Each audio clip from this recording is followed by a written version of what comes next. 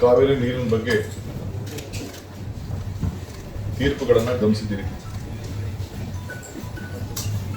CWRC 15 ದಿನಗಳ ಕಾಲ 3,500 TMC ಬಿಡಬೇಕು, 3,500 ಕ್ಯೂಸಿಕ್ ಬಿಡಬೇಕು ಅಂತ ಹೇಳಿ ಆದೇಶ ಕೊಟ್ಟಿದೆ. ಇವತ್ತು ನಮಗೆ ಬಿಳುವಳ್ಳಿಗೆ ನಾವು 3,500 ಕ್ಯೂಸಿಕ್ ಬಿಡಬೇಕು ಅಂತ ಹೇಳಿ ಆದೇಶ ಏನು ಕೊಡ್ತು, ಅದಕ್ಕೆ ನಾವು ಅಪೀಲ್ ಆಗ್ತದೆ. 95%, ಕಬಿನಿ 83%, KRS 36%, ಹೇಮಾವತಿ 67%. ಇಷ್ಟು ನೀರು ಇದೆ. ಇದನ್ನ ನಾವು ಏನು ಹೆಚ್ಚು ಕಮ್ಮಿ ಮಾಡೋಕ್ಕಾಗಲ್ಲ. ಮೀಟ್ರು ನೀವು ಅಧಿಕಾರಿಗಳು ಅಲ್ಲಿ ಯಾರಾಗಲಿ ಹೋಗಿರ್ತಾರೆ, ದಾಖಲೆಗಳು ಸೆಂಟ್ರಲ್ ಗೌರ್ಮೆಂಟ್ ಹತ್ರ ಇದೆ, ತಮಿಳುನಾಡು ಹತ್ರ ಇದೆ, ಮಾಧ್ಯಮದವ್ರ ಹತ್ರ ಇದೆ, ಎಲ್ಲರ ಹತ್ರನೂ ಈ ದಾಖಲೆ ಇದೆ. ಪ್ರತಿದಿನ 15 TMC ಬಿಡಬೇಕು ಅಂತೇಳಿ ಈಗೇನು 3,500 ಆದೇಶ ಕೊಟ್ಟಿದ್ದಾರೆ. ಅಂದ್ರೆ 15 ದಿನಕ್ಕೆ 4.56 TMC ಬಿಡಬೇಕು ಅಂತ ಮಾರ್ಗದರ್ಶನ ಕೊಟ್ಟಿದ್ದಾರೆ. ಈಗ ಹೆಚ್ಚು ಕಮ್ಮಿ ನಮ್ಮ ಒಳಗರು 1-2 TMC ಒಟ್ಟು ಎಲ್ಲ ಸೇರಿ ಬರ್ತಾ ಇದೆ. 25,000 ಅಷ್ಟು ಒಳಗರು ಬರ್ತಾ ಇದೆ. ಅದರಲ್ಲಿ 3,500 ಕ್ಯೂಸಿಕ್ಸ್ ಬಿಡಬೇಕು ಅನ್ನೋದು ಒಂದು ಮಾರ್ಗದರ್ಶನ ಇದೆ. ಸೊ ಇದು ಅವರು ಕೂಡ ಅವರ ದಾಖಲೆಯಲ್ಲಿ ಕನ್ಫರ್ಮೇಶನ್ ಮಾಡಿದ್ದಾರೆ. CWRC ಮತ್ತು CWMA ಇಬ್ರು ಕೂಡ ಇಷ್ಟು ಒಳಗರು ನಿಮಗೆ ಬರ್ತಾ ಇದೆ ಅನ್ನೋದನ್ನ ಅವರು ದಾಖಲೆಯಲ್ಲಿ ಕನ್ಫರ್ಮ್ ಮಾಡಿದ್ದಾರೆ. ನಿಮ್ಗೆ ಕಡಿಮೆ ಇದೆ ಅಂತ. ಆದ್ರೂ ಕೂಡ ನನ್ನ ಕರ್ತವ್ಯ, ನಮ್ಮ ಸರ್ಕಾರದ ಕರ್ತವ್ಯ, ನಾವು ರಾಜ್ಯದ ಹಿತವನ್ನ ಕಾಪಾಡಬೇಕು. ನಾನು ನನ್ನ ಕಷ್ಟ ಕಾಲದಲ್ಲಿ ನಮ್ಮ ರೈತರ ಪರಿಸ್ಥಿತಿ ಏನಿತ್ತು ಅಂತ ನನಗೆ ಅರಿವಿದೆ. ನಾನು ಅದನ್ನು ಬಿಚ್ಚಿ ಮಾತಾಡಕ್ಕೆ ಹೋಗುದಿಲ್ಲ. ಯಾರಿಗೇನು ರಕ್ಷಣೆ ಮಾಡಬೇಕು ಆ ರಕ್ಷಣೆ ಮಾಡ್ಕೊಂಡು ಬಂದಿದ್ದೇವೆ. ಈ ವರ್ಷದಲ್ಲೂ ಕೂಡ ನಾನು ನಮ್ಮ ಶಾಸಕರ ಹತ್ರ ಸಭೆ ಕರೆದು ಅವ್ರ ಹತ್ರ ಕೂಡ ರಾಮಲಿಂಗಾರೆಡ್ಡಿ ಅವರು ಮಾತಾಡಿ ಅವ್ರಿಗೆ ಏನ್ ರಕ್ಷಣೆ ಮಾಡಬೇಕು ನಾವು ಮಾಡಿದ್ದೇವೆ. ಕುಡಿಯೋ ನೀರಿಗೆ ಏನ್ ರಕ್ಷಣೆ ಮಾಡಬೇಕು ಮಾಡಿದ್ದೇವೆ. ಕೆರೆಗಳನ್ನು ತುಂಬಿಸುವಂತ ನೀರು ಏನ್ ಮಾಡಬೇಕು ಮಾಡಿದ್ದೇವೆ. ಕಾಂಗ್ರೆಸ್ ಸರ್ಕಾರ ಯಾವಾಗ ಇದೆ, ಬಂಗಾರಪ್ಪನವ್ರ ಕಾಲದಿಂದ ಹಿಡಿದು ಇಲ್ಲಿವರೆಗೂ SF ಕೃಷ್ಣ ಅವ್ರ ಸರ್ಕಾರ ಆಗ್ಬೋದು, ಸಿದ್ದರಾಮಯ್ಯ ಸರ್ಕಾರ ಆಗ್ಬೋದು, ಎಲ್ಲ ಸಂದರ್ಭದಲ್ಲೂ ಕೂಡ ನಾವು ಈ ರಾಜ್ಯದ ಹಿತಕ್ಕೆ, ಎಲ್ಲ ತರದ ರಕ್ಷಣೆಗೆ ನಾವು ನಮ್ಮ ಬದ್ಧತೆಯನ್ನು ನಾವು ತೋರಿಸ್ಕೊಂಡು ಬಂದಿದ್ದೇವೆ. ಇವತ್ತು ಕೂಡ ನಾನು ರಾಜ್ಯದ ಹಿತವನ್ನ ಕಾಪಾಡಬೇಕಾದ್ದು ನನ್ನ ಕರ್ತವ್ಯ ಇದೆ. ನಮ್ಮ ಸರ್ಕಾರದ ಬದ್ಧತೆಯನ್ನು ಕೂಡ ಈಗಾಗಲೇ ನಾವು ವ್ಯಕ್ತಪಡಿಸಿದ್ದೇವೆ. ಅವರು ಆದೇಶ ಕೊಟ್ಟ ತಕ್ಷಣ ನಾವು ಅದಕ್ಕೆ ಒಪ್ಪದೆ ನಾವು ಅಪೀಲ್ ಹೋಗಿದ್ದೇವೆ. ಈಗ ನಮ್ಮೆಲ್ಲ ವಿರೋಧ ಪಕ್ಷದ ನಾಯಕರುಗಳು ಕೂಡ ಅನೇಕ ಸಲಹೆಗಳನ್ನು ಮಾಧ್ಯಮದಲ್ಲಿ ಕೊಟ್ಟಿದ್ದಾರೆ. ಇದಾದ ಮೇಲೆ ನಾವು ಅಪೀಲ್ ಹೋಗೋಕ್ಕಿಂತ ಮುಂಚಿತವಾಗಿ ನಾನು ನಮ್ಮ ಕೇಂದ್ರದ ಆಲ್ ಪಾರ್ಟಿ ಮೀಟಿಂಗ್ ಅನ್ನು ಕೂಡ ಕರೆದಿದ್ದೆ. ನಮ್ಮ MPs ಮೀಟಿಂಗ್ ಕರೆದಿದ್ದೆ.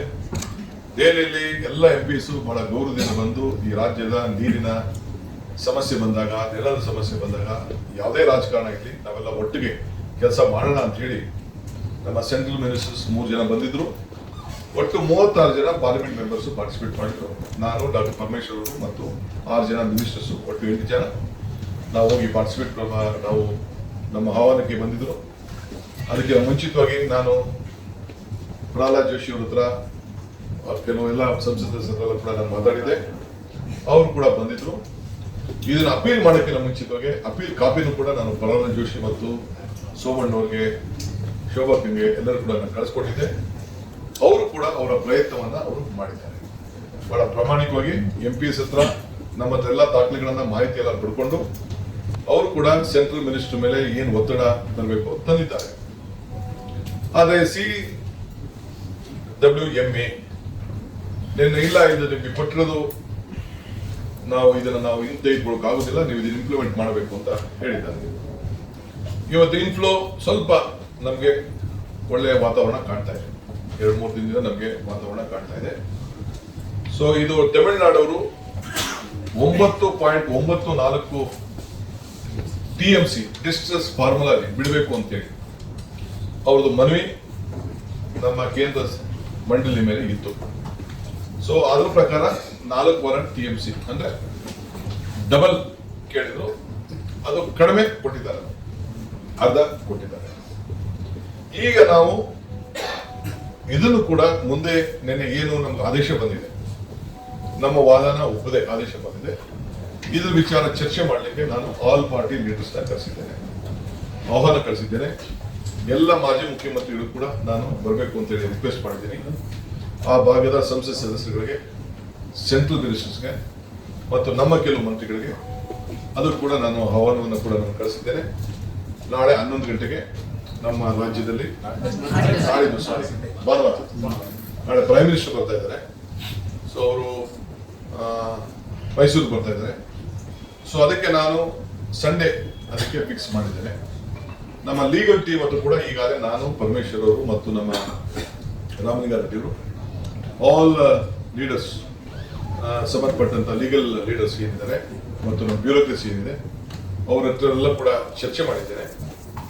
ಆಮೇಲೆ ಮಾಡಿಬಿಟ್ಟು ಕೊನೆಗೆ ಆಲ್ ಪಾರ್ಟಿ ಮೀಟಿಂಗ್ ಅಲ್ಲಿ ಅವರ ಅಭಿಪ್ರಾಯವನ್ನು ತಿಳಿಸಿ, ಲೀಗಲ್ ಅವರು ಏನು ಹೇಳ್ತಾರೆ ಅವರ ಅಭಿಪ್ರಾಯ ಕೂಡ ತೆಗೆದುಕೊಂಡು ಆಮೇಲೆ ಮುಂದಕ್ಕೆ ಏನ್ ಮಾಡಬೇಕು ಅಂತ ತೀರ್ಮಾನ ಮಾಡೋದು ಅನ್ನೋದನ್ನ ನಾವು ತೀರ್ಮಾನವನ್ನು ಮಾಡಿದ್ದೇವೆ. ಯಾಕೆಂದ್ರೆ ನಮಗೆ ಬಿಜೆಪಿಯ ಸೆಂಟ್ರಲ್ ಮಿನಿಸ್ಟರ್ ಕೂಡ ನಮಗೆ ಸಹಕಾರ ಕೊಟ್ಟಿದ್ದಾರೆ, ಅವರು ಸೆಂಟ್ರಲ್ ಯೂನಿಯನ್ ಮಿನಿಸ್ಟರ್ ಸಹಕಾರ ಕೊಟ್ಟಿದ್ದಾರೆ, ಎಂಪಿಸ್ಗಳು ಸಹಕಾರ ಕೊಟ್ಟಿದ್ದಾರೆ. ಕೆಲವರು ಇಲ್ಲಿ ವಿರೋಧ ಮಾಡ್ತಾ ಇರ್ಬೋದು, ಪ್ರತಿಭಟನೆ ಮಾಡ್ತಾ ಇರ್ಬೋದು, ಅದಕ್ಕೆ ನಾನು ತಕರಾರು ಮಾಡಕ್ಕೆ ನಾನು ಹೋಗುದಿಲ್ಲ, ಚರ್ಚೆ ಮಾಡಕ್ಕೆ ಹೋಗುದಿಲ್ಲ, ಅವರ ಹಕ್ಕು. ಬಟ್ ರಾಜ್ಯದ ಹಿತವನ್ನು ಕೂಡ ಕಾಪಾಡ್ತಾರೆ ಅಂತೇಳಿ ನಾನು ಭಾವಿಸ್ಕೊಂಡಿದ್ದೇನೆ. ಈ ಮಧ್ಯದಲ್ಲಿ ನಮ್ಮ ತಮಿಳುನಾಡು ಮುಖ್ಯಮಂತ್ರಿಗಳು ಅವರು ಕೂಡ ಇಲ್ಲಿಗೆ ಬರಬೇಕು ಅಂತೇಳಿ ಅವರು ಇಂಗಿತ ವ್ಯಕ್ತಪಡಿಸಿ ನನಗೆ ಅವರ ಚೀಫ್ ಸೆಕ್ರೆಟರಿ ಅವರು, ನಮ್ಮ ಚೀಫ್ ಸೆಕ್ರೆಟರಿ ಅವರಿಗೆ ಪತ್ರವನ್ನು ಬರೆದಿದ್ದಾರೆ. 3ನೇ ತಾರೀಕು ಬರಲಿಕ್ಕೆ ಎಲ್ಲ ಮಾಹಿತಿಯನ್ನು ಕೂಡ ಅವರು ಕೊಟ್ಟಿದ್ದಾರೆ. ಸೊ ನನ್ನ ಹತ್ರ ಕೂಡ ಮಾತಾಡಿದ್ದಾರೆ, ನಾನು ಅವ್ರ ಹತ್ರ ಮಾತಾಡಿದ್ದೇನೆ. ಅವರ ಅಭಿಪ್ರಾಯ ಕೂಡ ಅವರು ರಾಜ್ಯದ ಹಿತ ಕಾಪಾಡಬೇಕು ಅನ್ನೋದು ಅವರ ಕರ್ತವ್ಯ ಇರ್ತದೆ.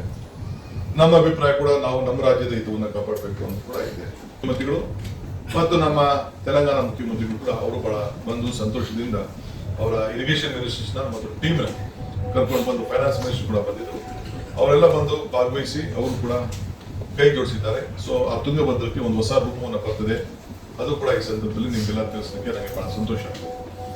ಈ ಕಾವೇರಿ ವಿಚಾರದಲ್ಲಿ ಇವತ್ತು ಅವರು ಕೂಡ ವ್ಯಕ್ತಪಡಿಸಿದ್ದಾರೆ. ಸೊ ಈ ಮಧ್ಯದಲ್ಲಿ ಕೆಲವು ಸಂಘಟನೆಗಳು, ಕನ್ನಡ ಪರ ಸಂಘಟನೆಗಳು, ಕೆಲವು ಬಿಜೆಪಿ ಸ್ನೇಹಿತರು, ರೈತ ಸಂಘಟನೆಗಳು ಕೆಲವು ಹೋರಾಟವನ್ನು ಮಾಡ್ತಾ ಇದ್ದಾರೆ. ನಾನು ಹೋರಾಟ ಮಾಡೋದು ತಪ್ಪು ಅಂತ ನಾನು ಹೇಳುವುದಿಲ್ಲ. ಬಟ್ ವಾಸ್ತವಾಂಶ ನಮ್ಮ ಸರ್ಕಾರ ಯಾವಾಗ ನಾವು ಸರ್ಕಾರದಲ್ಲಿ ಆಳ್ತಾ ಇದ್ದೇವೆ, ಎಲ್ಲ ಸಂದರ್ಭದಲ್ಲೂ ಕೂಡ ನಮ್ಮ ರಾಜ್ಯದ ಹಿತವನ್ನು ನಾವು ರಕ್ಷಣೆ ಮಾಡಿಕೊಂಡು